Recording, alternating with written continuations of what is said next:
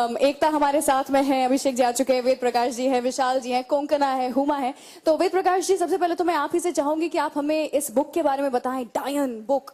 Super natural एक ऐसा विषय है जिस पर 176 उपन्यास लिखने के बावजूद मैंने कभी नहीं लिखा।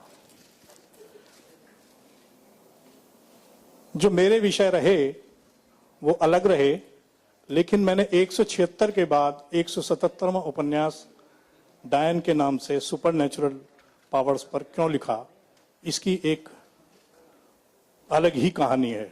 आमतौर पर जो सुपर नेचुरल पावर्स पर फिल्में आती हैं तो बहुत सारे सवालों के जवाब छूट जाते हैं, बहुत सारे सवाल ही रह जाते हैं और हम थिएटर से बाहर आ जाते हैं। लेकिन जब मैंने इसकी कहानी सुनी तो मैंने जितने सवाल उठाए उन सब का मुझे संतुष्टिजनक जवाब मिला। एक थी डायन से प्रेरित होकर मैंने ये अपना उपन्यास डायन लिखा है। लेकिन यहां मैं बहुत स्पष्ट कर देना चाहता हूं कि पिक्चर की कहानी से मेरे इस उपन्यास का कोई संबंध नहीं है। वेद प्रकाश जी की किताबें बहुत बहुत पढ़ी जाती हैं। I think her railway station पे नॉर्थ में आप इनकी किताबों के फैन आपको मिलेंगे। और कहीं ना कहीं हमें ऐसा लगा कि इन्होंने भी कभी सुपरनैचुरल में वेंचर नहीं किया है। जब इन्होंने बोला कि मैं लिखना चाहता हूँ तो हमने कहा कि क्यों ना हम साथ जुड़ जाएं।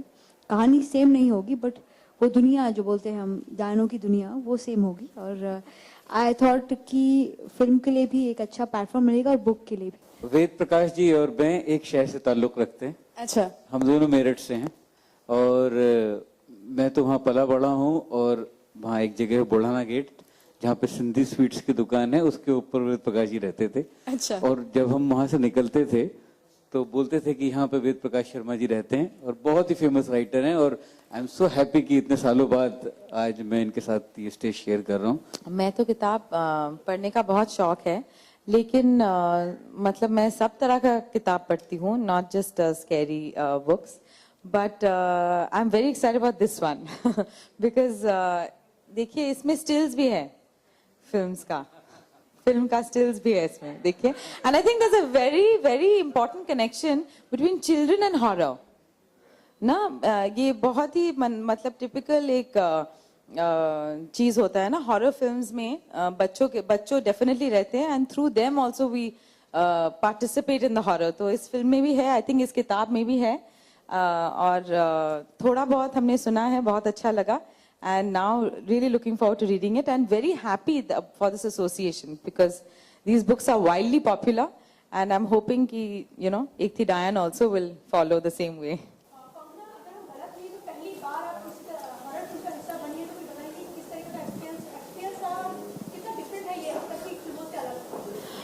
It's true कि मैंने पहले ऐसा फिल्म नहीं किया है, but I'd like to say it's more of a supernatural thriller than a horror film.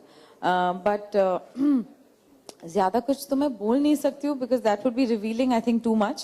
But it was a wonderful experience सबके साथ काम करना, especially Kanna Nayyar who is our director who could not be here today. But I think he's done a fabulous job. पूछ रहा था कि आपने मकड़ी जैसी फिल्म बनाई है जो अंधविश्वास को दूर करती है।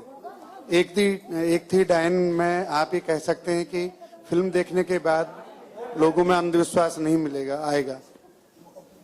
और हमें मालूम है कि जॉनर इस तरह का होता है, सुपरनेचुरल जॉनर होता है। देखिए वो जो मेरी पहली फिल्म थी और ये अब मेरी 9वीं या 10वीं फिल्म है, तो कुछ तो मुझे ग्रो करना था ना। तो मुझे लगा कि, और वैसे भी ये हमारे फोक का हिस्सा है। जब हमारी नानी और दादी ये कहानी सुनाती है कि डायन के पैर उल्टे होते हैं, डायन बुढ़िया मोटी और वो झोले में पकड़ के ले जाती है बच्चों को, तो उस वक्त हम दादी को थोड़ी बोलते हैं कि अंधविश्वास फैला रही हो, क्योंकि हम उसका मजा लेते हैं। तो आई थिंक ये हमने एंटरटेनमेंट की तरह इसको देख रहे हैं, इसमें बिल्कुल भी ऐसा नहीं कि अंधविश्वास को फैला रहे हैं। नहीं विशाल, आज भी हमारे बहुत सारे बिहार यूपी के गाँव में औरतों को डायन बता करके मार तक दिया जाता है। तो मैं इस हिसाब से आपसे पूछ रहा हूँ। यूं तो देखिए फिर तो अंधविश्वास तो वैसे ही बहुत ज्यादा, हर गली में आपको बंगाली तांत्रिक और मिल जाएगा जो कि भूत उतारते हैं, औरतें सिर चक्कर लगाते हुए मिल जाएंगी। तो वो जो आप हमारी फिल्म देखेंगे तो उसमें पता चलेगा आपको कि ऐसा नहीं है कि हम बोल रहे हैं कि इसको प्रमोट कर रहे हैं। उसमें एक दूसरा एंगल भी है जो मैं आपको बताना नहीं चाहता, आपका मजा चला जाएगा। पर इसको एक एंटरटेनमेंट की तरह, फियर का भी अपना एक एंटरटेनमेंट होता है, नहीं तो भूत प्रेत चुड़ैल होते ही नहीं, वो एंटरटेनमेंट के लिए है। मैंने सबसे ज्यादा डायन कहानियां सुनी है, मेरी अम्मा सुनाती थी, वो नेपाल से थी और हाफ नेपाली हाफ हिंदी में सुनाती थी, इसलिए मुझे नेपाली अच्छी तरह आती है। But she used to narrate stories to me, for me coming back home, this film was coming back home. As Vishal sir said, ये कहानियां हैं, they are not true facts, fictions. We are not doing a docudrama that we are trying to promote superstition. We're doing a supernatural film. America में भी होते हैं, India में भी होंगे, एंड कहीं ना कहीं उनको सीरियसली नहीं लिया जाना चाहिए. They should just be enjoyed, and I've always loved डायन कहानियां.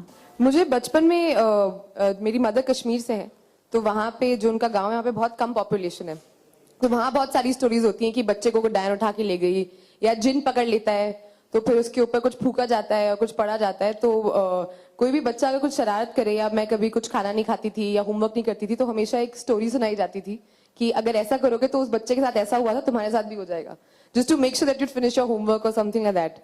और मेरी दादी के सफेद बाल थे, तो शायद उनकी चोटी जो नीचे से बनती थी, तो मुझे वो ऐसे करके डराती थी और मुझे बहुत डर लगता था। आई यूज्ड टू फील कि वो भी बस मतलब अलाइव होके मेरे ऊपर जंप मारने वाली है। So just things like that.